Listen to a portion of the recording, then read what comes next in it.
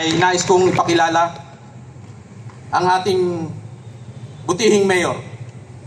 Ang sabi nga po ng karamihan, the man with a vision and a plan. Ang ating pong kagalang-galang na mayor, Mayor Francisco Isko Moreno Dumagoso.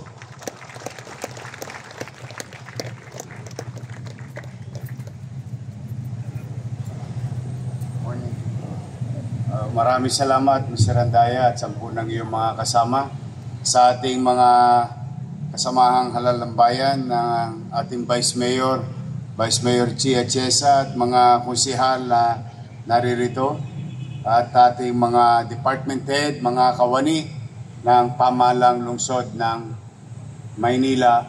Good morning. Good morning. Isang linggo na naman ang ating kakarapin at maraming salamat sa Diyos, nakaraos tayo ng isang linggo. At ito yung ating kakarapin na nais ko na sana kayo ay maging ligtas at maging makabuluhan ang linggong ito sa bawat kanya-kanyang field of undertaking. So muli sa inyo, aking ipinaalala, ang ipinakikisuyo ko ay panatilihin ninyong malinis, maliwalas, ang inyong mga opisina. Siguro naman hindi naman mahirap yun dahil isang kembot mo lang. Makikita mo na kung ang iyong opisina ay dugyot. Lagi natin na gagawin niya sa loob ng tahanan natin, ituring natin ang City Hall na parang bahay natin. Gusto niyo bang marumi ang inyong sala? Gusto niyo bang maging dugyot ang inyong kusina? Gusto niyo bang mapanghi ang inyong banyo? Malamang sa hindi ay ayaw ninyo. Kaya ganun din natin ituturing ang ating mga workplace. 8 hours of the day at the very least. 8 hours of the day, 5 days a week. Except to some na mga kasama ko nagtatrabaho hanggang Sabado. Because there are some of you here I continue to work with even though it's Saturday. But on a regular working days, I think we can do it. And I believe you can do it.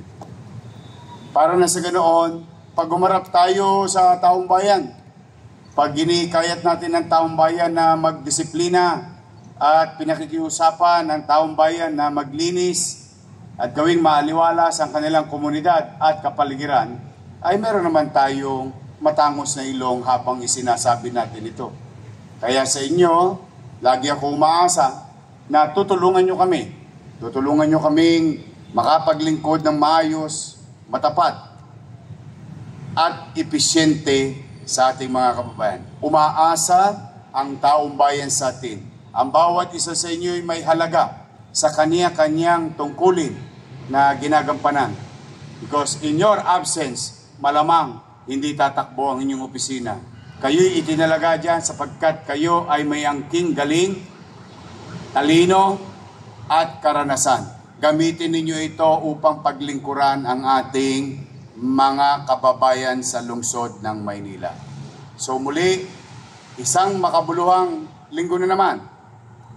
At sana'y matagumpay na linggo, hindi para sa atin, kundi para sa ating mga kababayang umaasa sa pamahalang lungsod.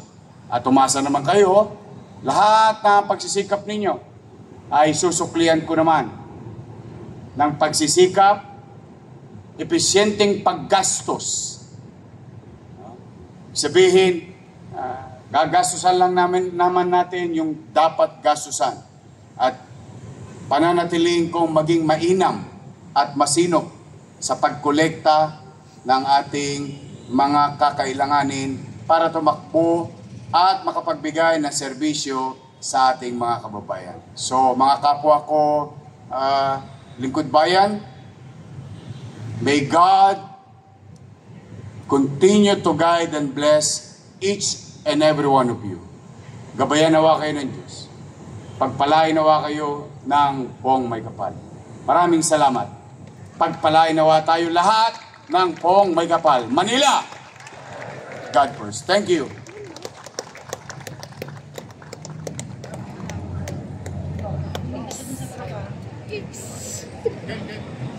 Minutes now. 7 minutes.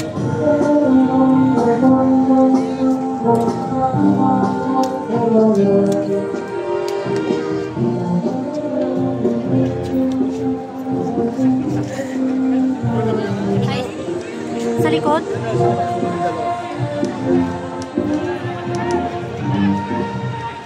Dito tayo sa likod. Saan yun? Asar kami sa babae. Ulak pa.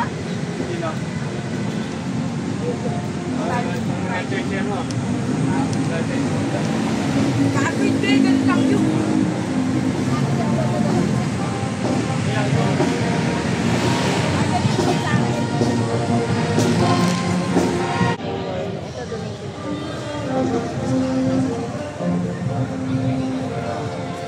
Another blessing.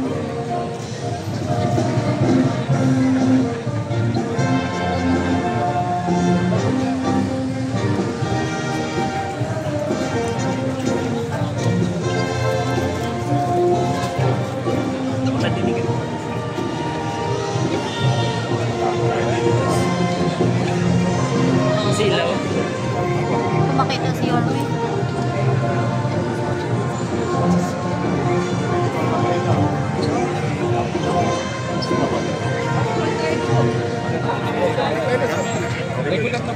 Oo nga. Good. Tinawag ko kay Arnold kanina.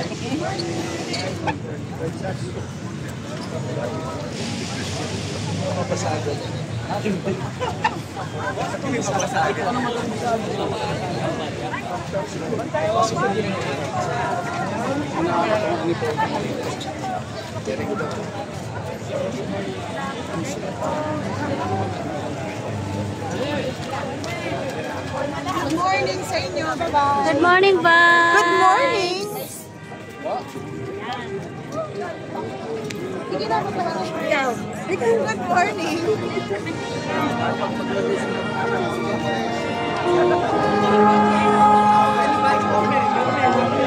Oh,